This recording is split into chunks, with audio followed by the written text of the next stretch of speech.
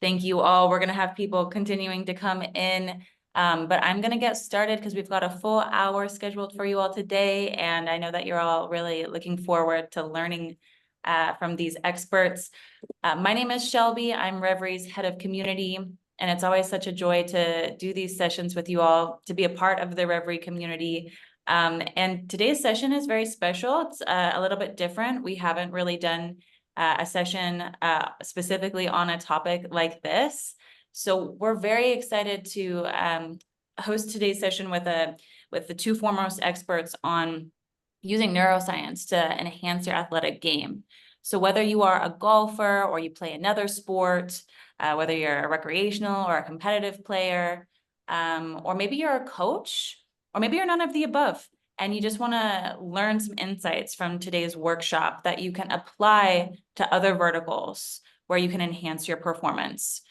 Whatever it is, we welcome you, and you will absolutely learn some valuable insights in today's session that you can immediately start to apply to whatever area of life in which you want to improve your performance. And so before I get into everything today, I'm gonna introduce our panel of experts.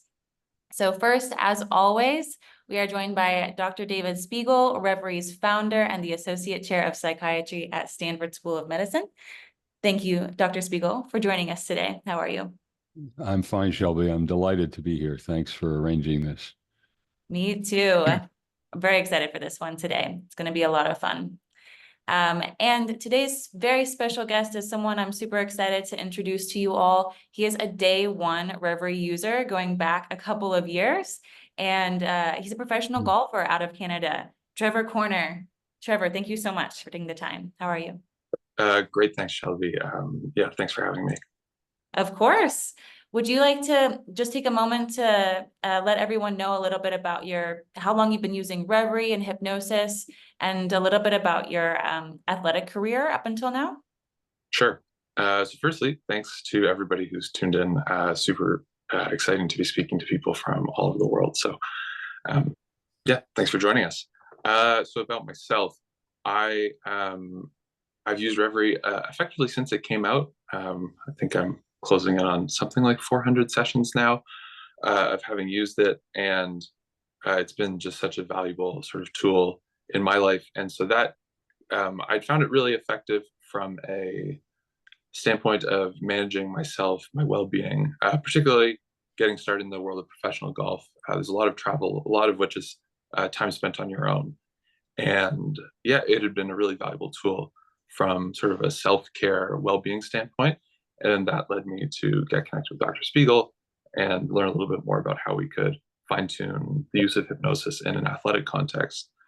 And then in the sort of broader scope of golf, my athletic career, so I grew up playing lots of different sports. I'm actually 6'8", so strangely, golf is a bit of a strange choice of sports from that perspective. But I was really drawn to it in my teenage years. The sort of self-control, self-management side of it, I think, really connected with me. And then as time's gone along, I played in university in Canada at Queen's University. We had a really strong team, finished as well as third in our national championships while I was there. And then turned professional at the beginning of 2020. Made for a fascinating time to turn professional with international border closures and tournaments being shut down and professional golf tours freezing their memberships and whatnot. And then the time since, I've played events run by the European Tour Group, the PGA Tour Network, played the 2021 PGA Tour season, or pardon me, 2021 PGA Tour Canada season. And then kind of over the last couple of years, I've had a few injury issues that have been a little bit challenging, but actually, interestingly, Reveri's kind of fit in as a piece of working through that as well. And now back healthy, super excited to be kind of implementing some new stuff with Dr. Spiegel and everyone at Reveri. And of course, really excited to be here. So thanks. Thank you, Trevor. So excited, so honored to have you here with us, imparting your knowledge. So I know you're all excited to get into today's session, and it is going to be participatory. If you would like to help us tailor today's workshop a little bit more towards you, we do have a couple of polls and questions that I'm going to start launching right now. These are voluntary, so you don't have to answer them. But again, if you want us to tailor the session a little bit more towards you, then please go ahead and answer. I'm going to launch our sport questionnaire first. And this just asks questions around which sports you play. You can select as many that you're actively playing, as well as if you are a recreational or a competitive player. Trevor made a really great call out that there could be some differences in how you use hypnosis, depending on if you're doing it recreationally or competitively, and some other stuff. So you'll see this poll pop up. I see lots of responses coming in. In terms of sports that people play, the majority are golfers. We also have cyclists, climbers, runners, or maybe sprinters. I just wrote running as one of the sports. We've also got some tennis players. And it looks like the majority are either recreational or a mix of both recreational and competitive players. And we're close to a 50-50 split on whether you all are using other tools, guides, or insights to develop or improve your game. That's really interesting. Thank you all. You can keep answering that if you would like. Or actually, no, I guess I can't launch 2 at a time. So I'm going to go ahead and end that. But continue to, if you want to share more about that, just continue to use the chat. We'd love to hear from you all. We'd love to also know if any of you are coaches. So I've just launched that poll. And I'm going to put a couple of questions in the chat too, open-ended questions. So I would love to, Dr. Spiegel and Trevor and I would all love to learn a little bit more about any other tools you might be using, which part of your game you want to improve, and more generally, what do you hope to get out of today's workshop? So for those questions I put into the chat, feel free to just answer those directly in the chat if you would like to. All right, and we do have some coaches with us today. That's awesome. Last but not least, we would love to know if any of you have any experience using hypnosis or Reveri specifically. So feel free to answer that too. And Dr. Spiegel will have a hypnosis demo for all of us later. And so that's a great way that he can tailor the session towards you all. Okay, cool. Lots of answers coming in lots of directions. So some people, we've got some people using meditation and mindfulness in the sports that they're playing. That's wonderful. And looks like around 65% of people with us today have used hypnosis before. That's great. That's more than we usually see at these workshops. And around 45% of those in attendance are currently Reveri members. But almost 30% have never been a Reveri member. So some opportunity for us to teach you a little bit about what we're talking about later. Great. Feel free to continue to answer that. I'm seeing your responses in the chat too. We see some daily hypnosis users, some people using visualization, biofeedback and neurofeedback, very interesting. Cool. Please continue to share your feedback and then any questions that you have throughout today's workshop, just right there in the chat. I'm going to be watching that and monitoring it throughout the session. And then we will have an opportunity for some Q&A at the end. The amount of time that we have for it will just depend on how quickly we can get through what we have leading up to that point. But without further ado, let's get into the fun stuff. So, Trevor, what would you say is one of the core challenges of golf? Yeah, well, I think one of the kind of unique pieces in golf is just the sort of self-management side of the game, right? I think like obviously every sport has its own kind of unique challenges to how you need to manage yourself, how you navigate the sort of inevitable ups and downs of whatever sport you're in.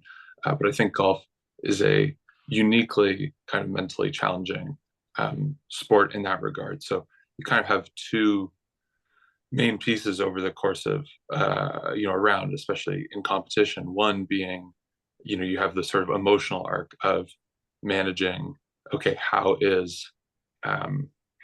you sort of make sense of uh, you're going to have better moments in the round, worse moments in the round. And then there's also the physical side where uh, as you're navigating the round, you're out there for many hours. And then as such, you're going to go through an experience of, okay, we've got, energy levels can change, the weather conditions can change. You can be out in the sun for part of the round, feel really comfortable, relaxed. And then all of a sudden it gets colder, it gets rainy, it gets windy. And now all of a sudden, a lot of people are going to start to carry that tension in their neck and shoulders, and they wonder, why am I not hitting better golf shots? So Trevor, could I there we go. Okay. there we go. Had our attention was hijacked. So thank you. Yes, Good. I was Okay. starting to carry the tension, the shoulders Yeah. there. Yeah. But yeah, so I think like that self-management piece and the fact that in golf, the rhythm of the sport is quite unique, and that particularly for a competitive day, but even for a recreational day of golf, often you're warming up 30 minutes, an hour competition, more like 90 minutes or 2 hours that you're at the course ahead of time. And then beyond that, you've got, maybe 4.5, 5 hour round. Hopefully it's a lot faster than that, especially if you're playing recreationally.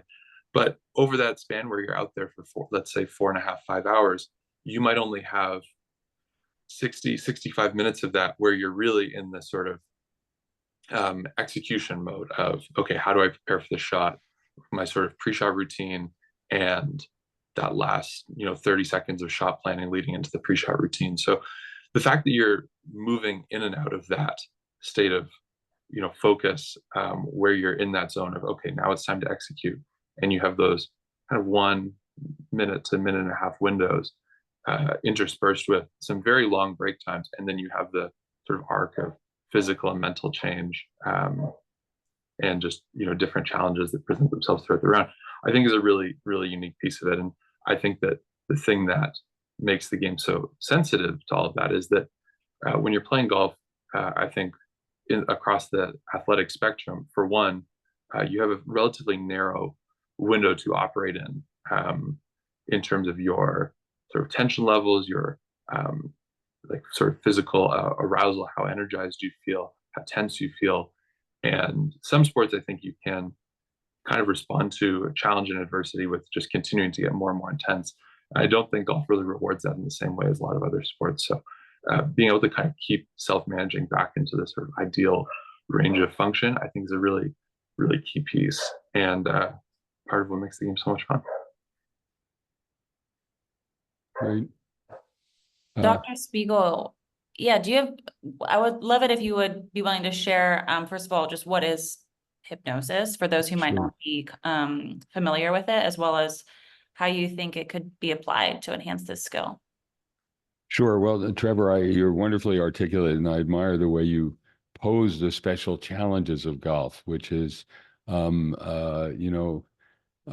lot of waiting, and how do you manage your time and your mind and your body during the intervals, as well as the times when you step up and engage. And I think hypnosis can help in 3 areas: in preparation, in performance, and in reflection. And the reason it can help is that hypnosis is just a naturally occurring state of highly focused attention.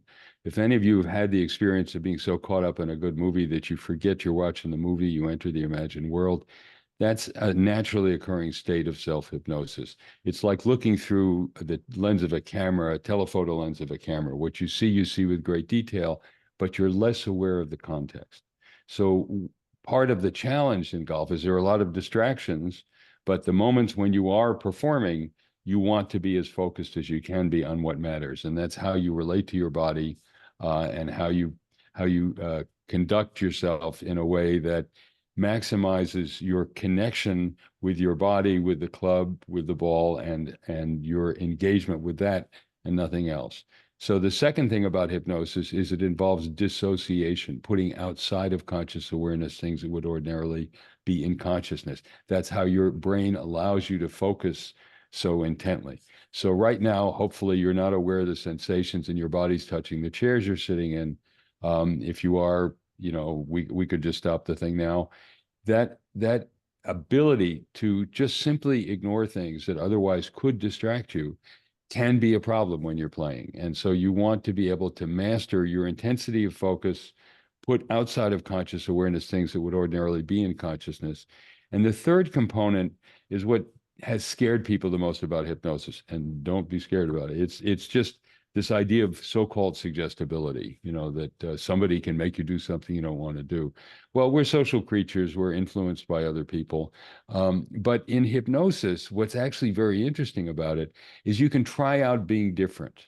You can try out acting like a different person. You can try out putting aside your worries and concerns and being someone who is confident, who affiliates with the times when you've been able to play really well and summon up that you to be performing when you're doing it. So it's absorption, dissociation, and cognitive flexibility. It's a way of having more of an array of choices of the kind of person you want to be when you're doing it.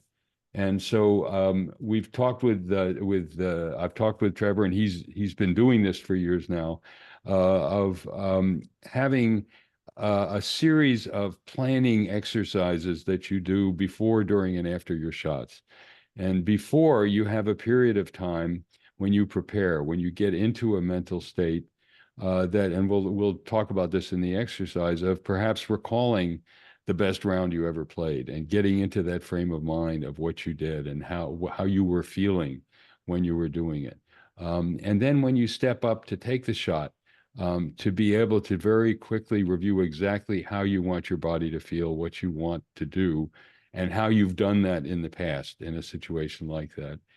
And then the third part is a sort of golden time after you've taken the shot to review it. That what did I do right? What could I do better? And so you can create a kind of structured discipline of intensity of focus, putting outside of awareness things you don't want to be distracted by, and being your best self as you're taking the shot. And hypnosis can be a way of intensifying focus. We've all heard about Tiger and how his caddy, and he consulted with psychologists to use hypnosis. And I've always admired his absolutely glacial calm in very difficult situations. And I'm sure that has something to do with the training he had in self-hypnosis. So, and one other thing I'll mention is that hypnosis is very effective at helping people with pain. Many of us have to play through injuries or recovery from injuries, and the dissociation in hypnosis can help you as well, help yourself feel less focused on the pain and more on the performance. Perfect. Yeah, and I think it's kind of one interesting, piece to really tap into there. Like the idea of freeing yourself from the context, I think, is huge, because I think something that one of the like fundamental challenges of golf that I maybe it didn't fully capture the first time around is that as circumstances change, it's easy to assign a level of meaning or a feeling of weight to the shot that you're hitting, and then that's going to flow into your tension levels, or the way that you see, okay, am I focused on the target, or am I focused on not hitting into trouble? And that context piece versus just simply being able to consistently keep your focus on the types of things that are going to actually make it most likely that you create the shot that you'd like is really, really important and really fundamental. And so, obviously that's a key piece of where hypnosis fits into things. And then, Dr. Spiegel, I don't know if you have anything to sort of add on that note. Well, I would. It's a very important point. One of the things we emphasize is focus on what you're for. People who use hypnosis like to say to one another that the worst thing you can say to someone is, don't think about purple elephants. And so if you're focusing on what could go wrong or what the cost would be if things don't turn out the way you hope, you're disconnecting from your body and distracting yourself from being your best golfing self.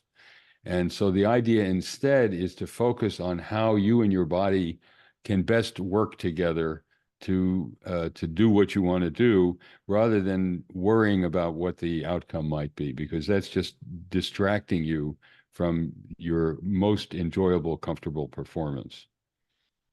Totally. And so just to kind of, I think, put things into a little bit more context for everybody too.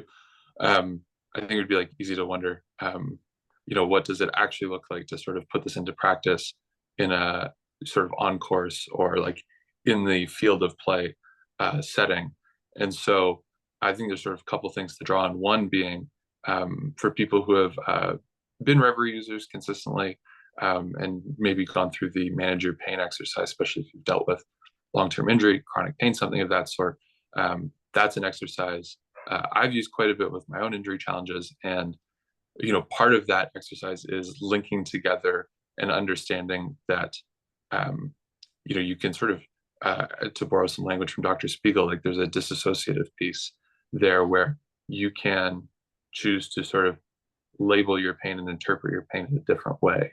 And you can also sort of complement your ability to recall that attitude towards your pain with a physical cue. So that might be, sort of physically touching or rubbing the area that you encounter pain, and then using that as the cue to sort of reframe the way you're interpreting that pain.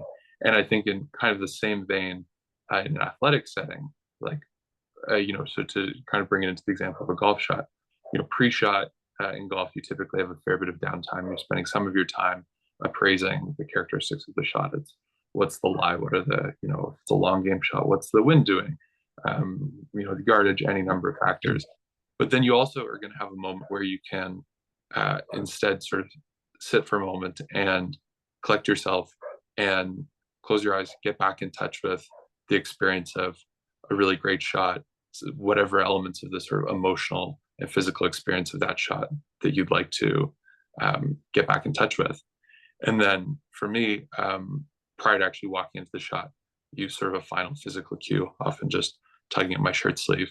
And that's almost like meant to be a sort of mental refresh to cue back to that experience that I had previously got in touch with sort of before getting into my actual pre-shot routine. And then as the last piece of that, you can take a moment post-shot, as Dr. Spiegel said, close your eyes and kind of compare and understand how was the experience of this last shot relative to the experience that I sort of set out for in terms of the sort of emotional state I approached it with, and the physical movement and just the overall experience of the shot, and kind of bring that back such that you can keep moving yourself back into sort of your ideal zone of focus and the right state as far as sort of the arousal, the attitude, and where your focus lies through the whole shot. That's really interesting, Trevor. Thank you both. I'm actually wondering if, obviously, Trevor, you're a professional golfer, but you have a life off of the green too. Are there any parallels you could draw to maybe other sports that you've played, or life, outside of sports? Many, and I think in many ways, golf's a really wonderful analogy for life. Obviously, the sort of self-management elements that we've talked about are pretty universal themes, and I think that a lot of the, especially when you're like a teenage young man, I think a lot of the improvements in the lessons learned in the vein of sort of self-management, emotional control, and also like good etiquette, which is a big part of golf, all really like flow well into kind of the broader sort of flow of daily life. But in more specific terms, for one, the idea of this sort of stop and start in your focus, the zone in and out, I think that's something that's a really core. I think golf is like presents that challenge in a very extreme way, at a very high magnitude. But I think that's a challenge that's very universal, whether it's somebody that's working in a role where you have to go from working on a project to all of a sudden turning your focus away to communicating with team members, and now turning your focus back onto the task at hand, being able to kind of move in and out of that state of focus on whatever project you're working at.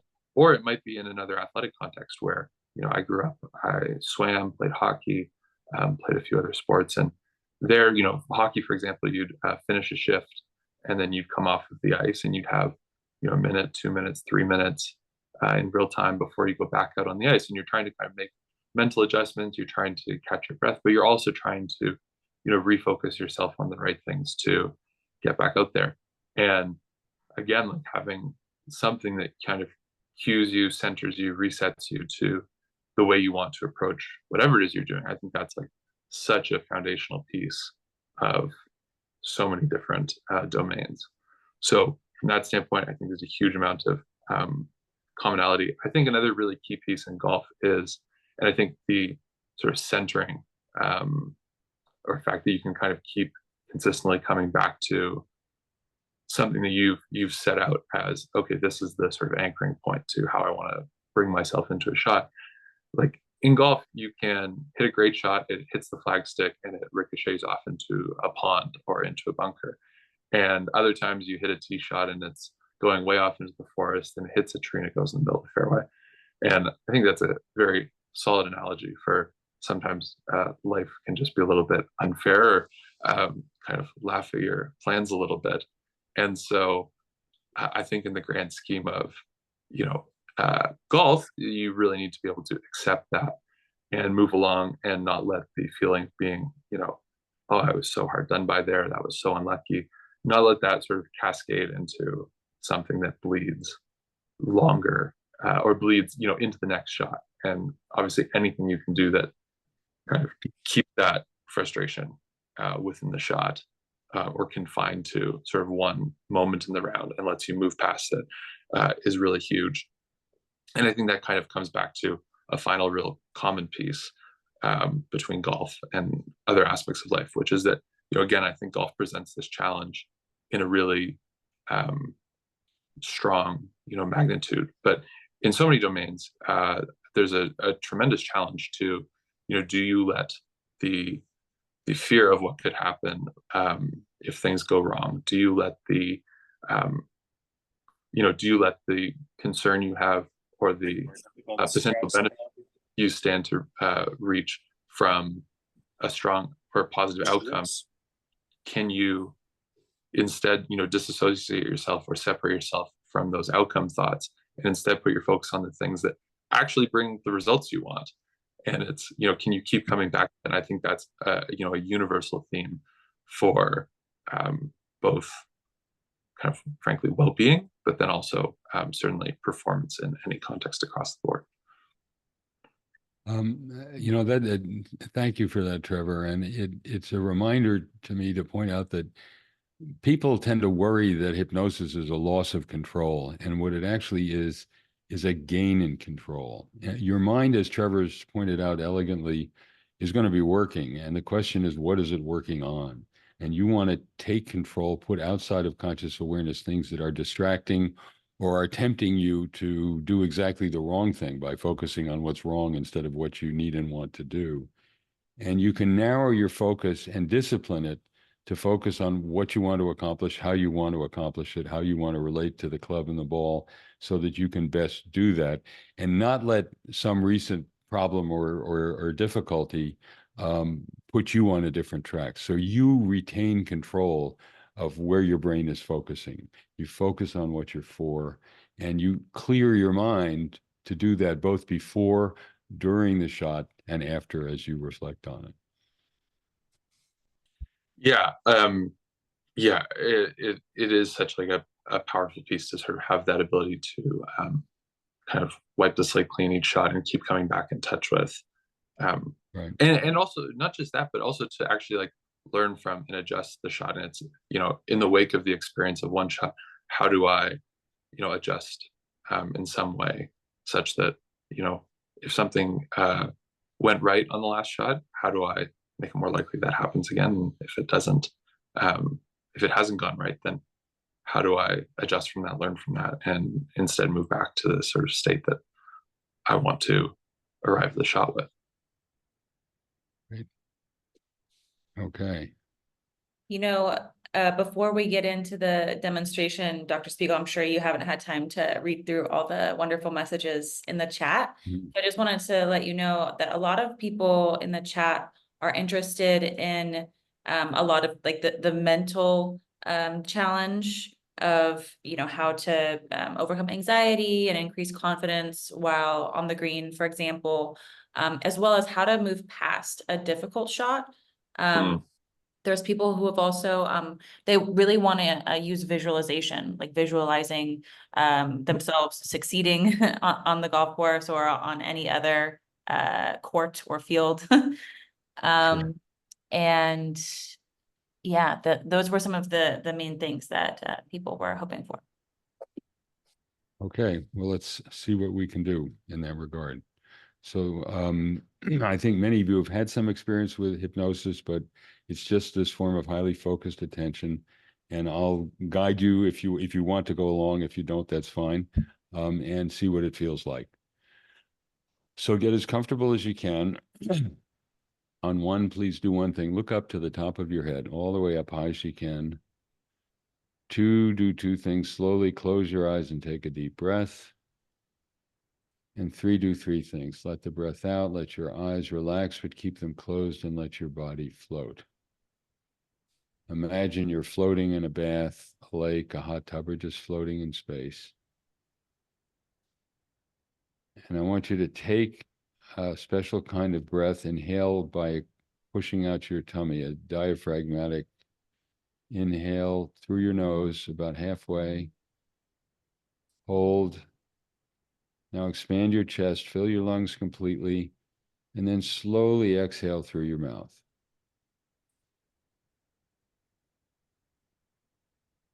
One more time, inhale through your nose, starting with your abdomen. Hold. Now expand your chest completely, and then slow exhale through your mouth. And as you do that now, let one hand or the other float up in the air like a balloon, and let it come to rest in a comfortable upright position. And that's your signal to yourself that you're ready to concentrate. And please take a moment now to notice already how you've been able to use your store of memories and your imagination to help yourself and your body feel better. And one way to clear your mind to play your best game is to start by soothing your body, by getting your body relaxed and comfortable so that it can support you in doing what you want to do. So notice this sense of lightness in your hand or hand and arm, how you can change the way your body feels. If you happen to have any discomfort in your body, imagine that that part of your body is warmer or cooler or tingling or numb. Imagine you're doing the thing that actually gives you physical relief. If a warm bath helps or an ice pack helps, imagine using that on that part of your body and let it filter the hurt out of the pain so that you've cared for it, but it's not a distraction. Now, please use this state of self-hypnosis to imagine yourself out on the course. And I want you to recall a memory of a really good round that you had. A few specific good shots you took, a good stretch of holes, the best round you ever had, and just how it felt to be playing at your peak. You can, at this point, let that hand floating in the air reach over and touch your other shoulder as a sign that you're in this state of intensely focused but relaxed attention. Imagine yourself walking up to take your next shot with that same feeling of pleasure and accomplishment that you had when you've played at your best. And just prepare your body to do the same thing. So this allows you to cue up your memory of being your best self and playing in a way that you enjoyed and felt a sense of mastery over. And then as you step away from the shot, you take a few moments in this state again to review it. How did you do? What worked? What would you improve on? But you use this sense to help your body feel more comfortable, to deal with any discomfort that might be there, and to focus on drawing from your experience to affiliate with some of the best playing you've done. Now take another breath from your abdomen, through your nose, hold, fill your lungs, and then slowly exhale. Now take a few moments to reflect on what this feels like to you in a private sense, and then when you're ready, we'll come out of the state of self-hypnosis together by counting backwards from 3 to 1. On 3, you'll get ready. 2, with your eyelids closed, roll up your eyes again. 1, let your eyes open. Let your hand float back down, make a fist open, and that'll be the end of the exercise. Ready? 3, 2, 1.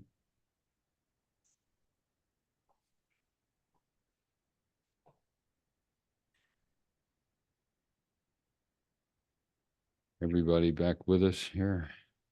Nobody floating up in the air somewhere? I don't see that. I'm here. You're here, Trevor, you're here. Any thoughts or reactions, Trevor?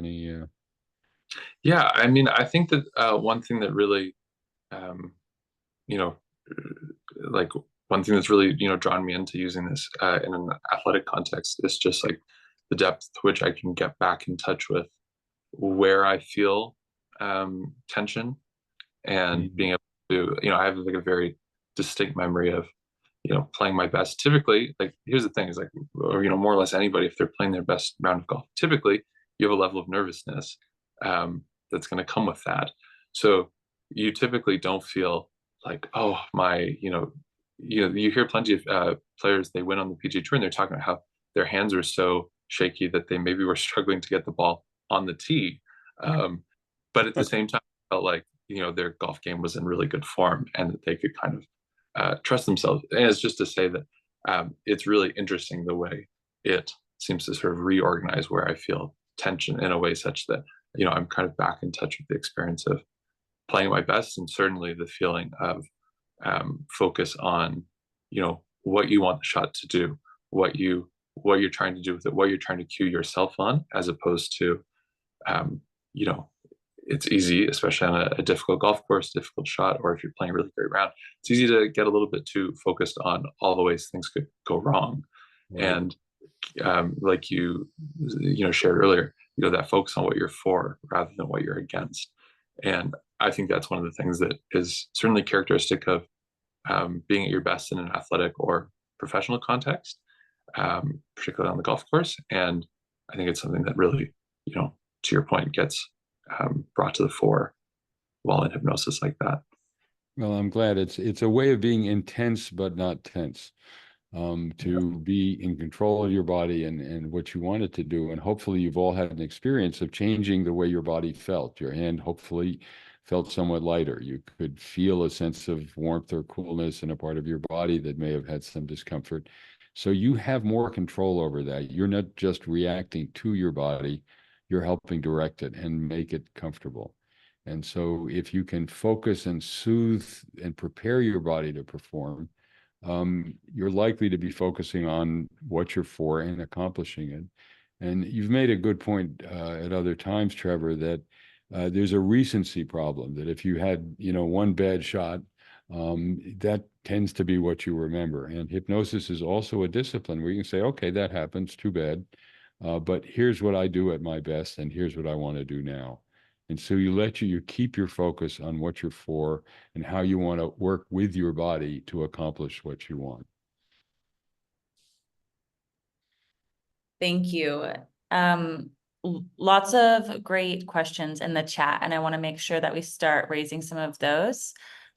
So what the main question that we have heard in a few different ways is, how can we practically, tactically apply what you're sharing with us today if we go golfing tomorrow, or perhaps to go to play another sport.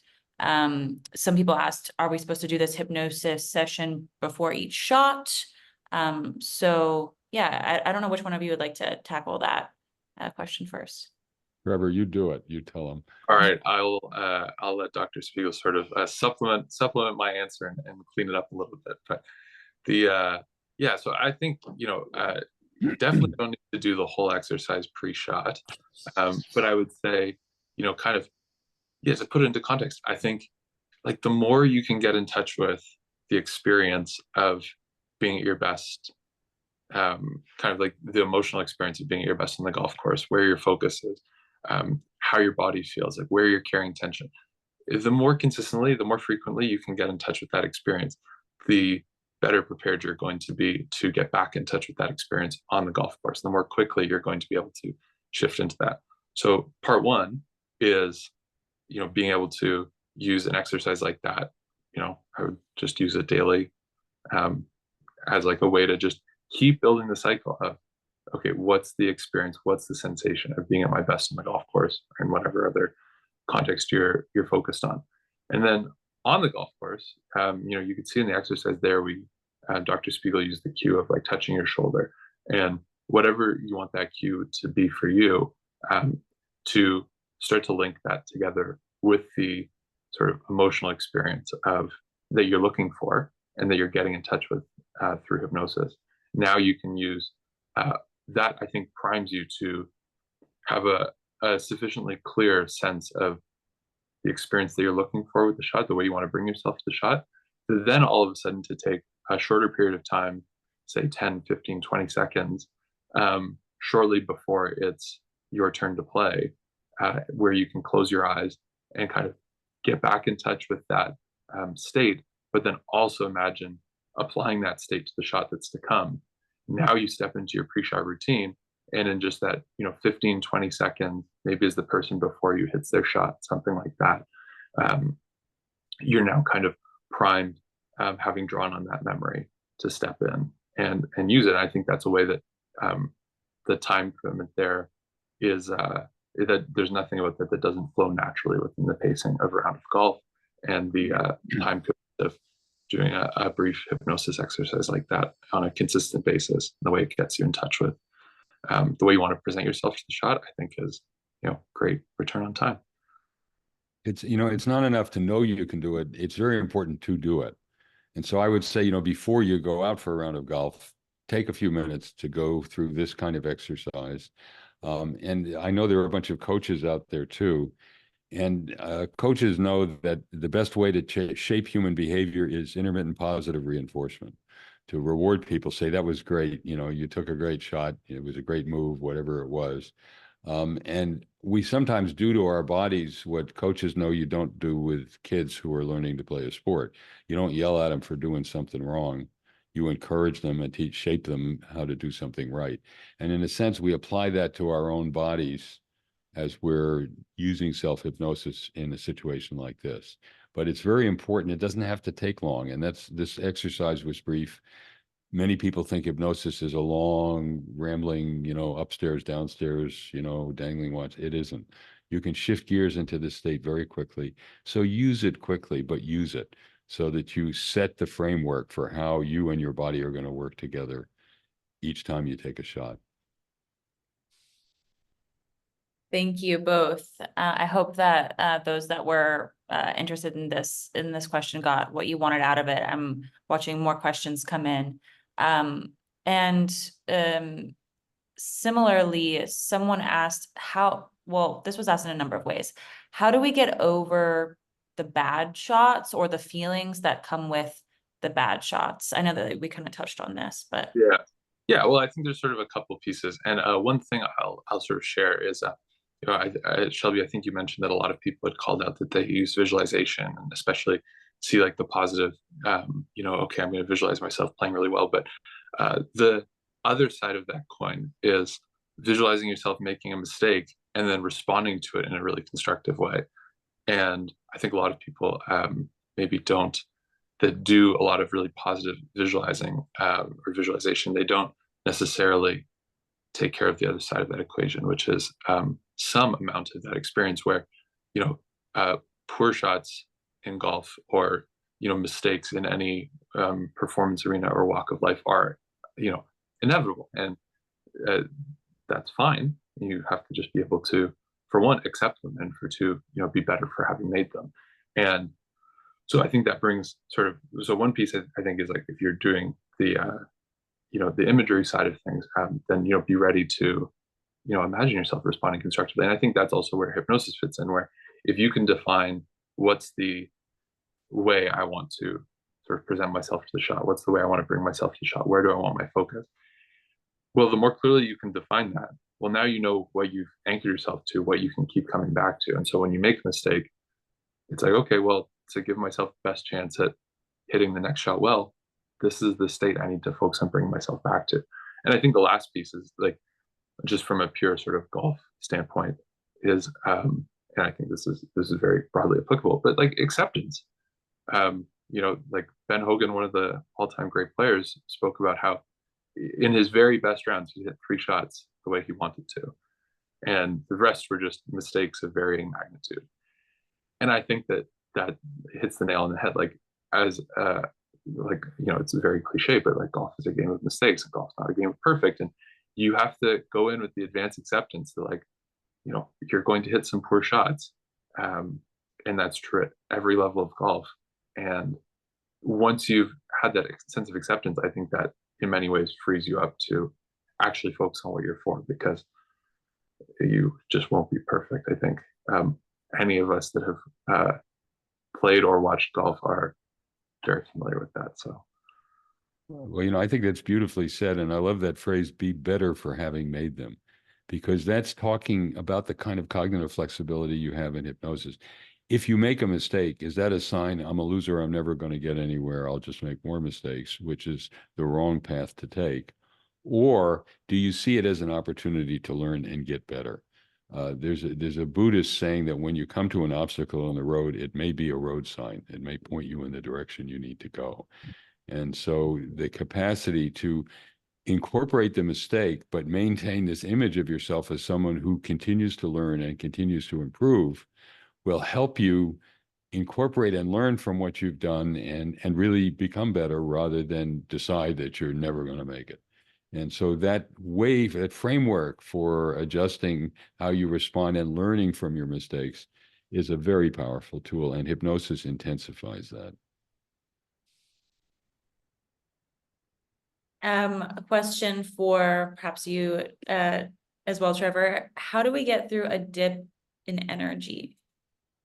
oh, yeah, I mean, I think so. I think there's a couple of pieces. One being recognizing that, like, your physical and mental state are very strongly linked, and it can be very easy to go through a little bit of a drop in energy, and then you don't react to a shot very well, and, you know, you make a mistake, and you're like, why? Oh, you know, maybe you're looking back on the round after you finish, and you think, wow, you know, I really didn't. You know, I made that mistake on hole 14, and I really didn't move past that the way I normally would. I really hung on to that one. And, you know, oftentimes if you think of that in the context of, well, what was my state physically? You realize, you know, those two things, maybe that was, you know, also the moment in the round where you had a little bit of a drop in your energy. So, I mean, there's sort of all the fundamental pieces of, you know, taking care of your sleep and exercise and good nutrition. And then, you know, yeah, on the golf course, I think that the biggest thing is, like, to just be sort of a student of yourself, right? To understand, like, if I play at, you know, for example, most professional golf tournaments, higher level golf tournaments, typically first 2 days, you'll have one early morning tee time, one sort of late morning to early afternoon tee time.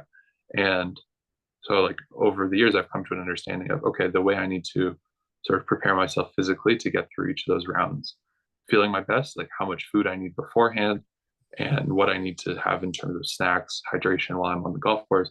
All that's going to vary with the time I'm playing at, and you know, the weather conditions we're playing in. So, you know, just like, I mean, you can just write a couple notes. I had these snacks, I had this food beforehand, and this is how I felt. I felt like I had an energy dip 3 hours of the way into a 4-hour round. And if you start to do that, you can kind of troubleshoot for yourself. Hey, like, what's going to make me feel the best.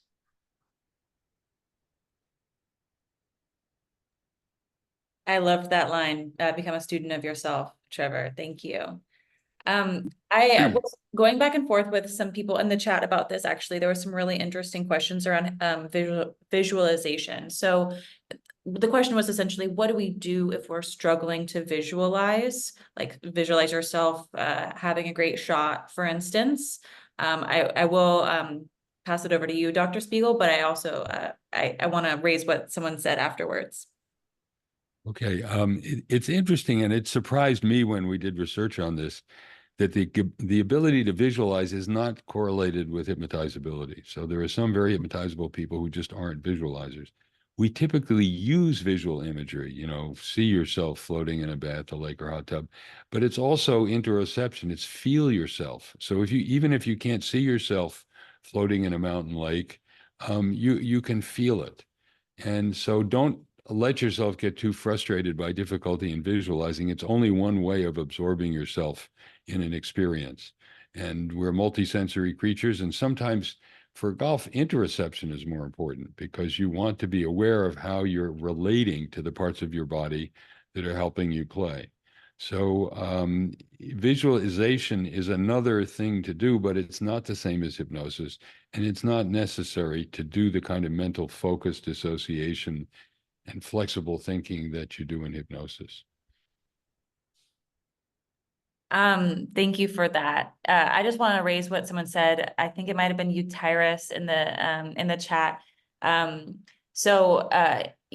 were saying that it can be difficult to visualize themselves doing what they want to do, but then it can be really helpful to visualize someone else doing what it is that they want to do, maybe a professional golfer or someone that you really admire. So I just want to highlight something that kind of comes up time and time again. If you're struggling to do exactly what it is that you think Dr. Spiegel is suggesting you to do in this session, or struggling to visualize exactly what you want to be visualizing, I always recommend, and this comes from Dr. Spiegel, that you should adapt those suggestions, make them work best for you.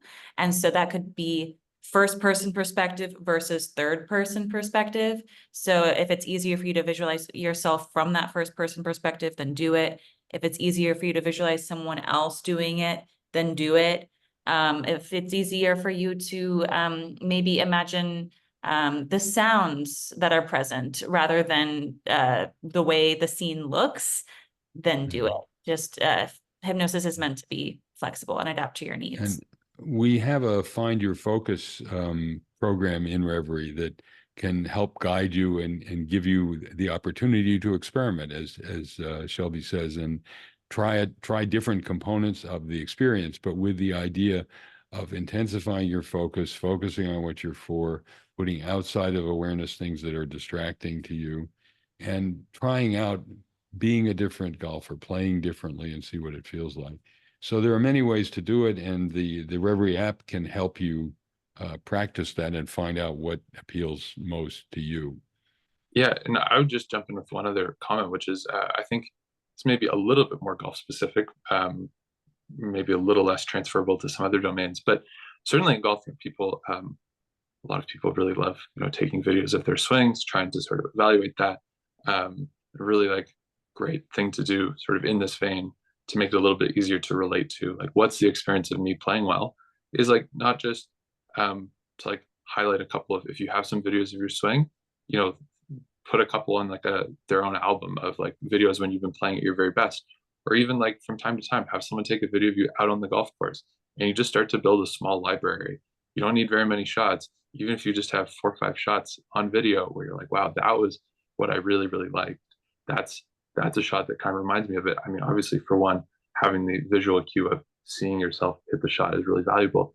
And then for two, it just sort of refreshes you to be able to keep coming back to that experience. And certainly that's something that, I've personally done, and I know that it's quite popular to do within sort of the higher levels of golf. And I think it's something that most people would, anyone playing, would just benefit immensely from, even just 1 or 2 videos that they can keep going back to.